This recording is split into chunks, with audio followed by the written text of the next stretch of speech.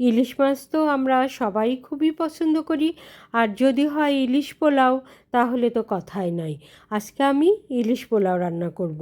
এই জন্য চুলায় একটি পাত্র বসিয়ে দিলাম এবং এখানে হাফ কাপ তেল দিয়ে হাফ কাপ পেঁয়াজ কুচি দিয়ে আমি ভালো করে পেঁয়াজটা বাদামি কালার করে ভেজে নেব।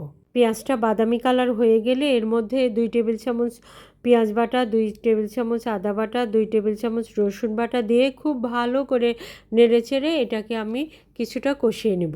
তারপরে 1 টেবিল চামচ শুকনো মরিচের গুঁড়া দিয়ে এটাকেও আমি ভালো করে নেড়ে নিয়ে মশলাটা আর একটু সময় ধরে কষিয়ে নেব।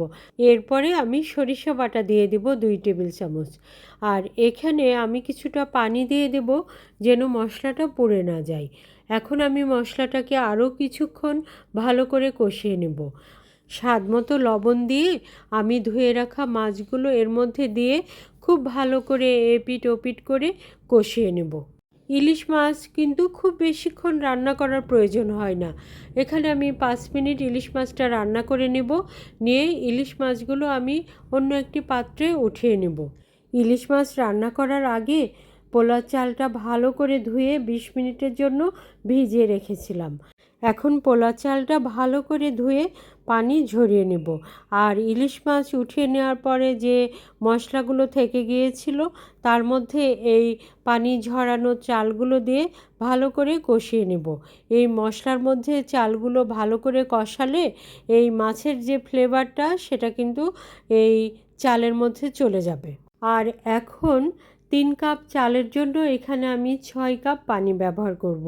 এই পানিটা কিন্তু অবশ্যই ফোটানো পানি হতে হবে। পোলার চালটা যদি নতুন হয় তাহলে কিন্তু পানি একটু কম লাগবে, আর পোলার চালটা যদি পুরাতন হয় তাহলে কিন্তু পানিটা একটু বেশি লাগবে। একটু বেশি বলতে এখানে হাফ কাপ কম বা বেশি হবে।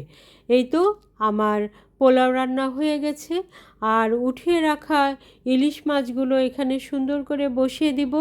ইলিশ মাছগুলো বসিয়ে দিয়ে এখানে আমি ঢাকনা দিয়ে ঢেকে দেব। তার আগে কিছু বেরেস্তা এর মধ্যে দিয়ে দিব। বেরেস্তার যে একটা সুন্দর ফ্লেভার এই মাছের মধ্যে চলে যাবে। এই তো এখানে আমি 10 মিনিট রান্না করে নিয়েছি খুব হালকা হিটে। তারপর ঢাকনাটা খুলে আমি পরিবেশনের জন্য একটি পাত্রে উঠিয়ে নেব। এই তো আমার ইলিশ পোলাও রান্না হয়ে গেল।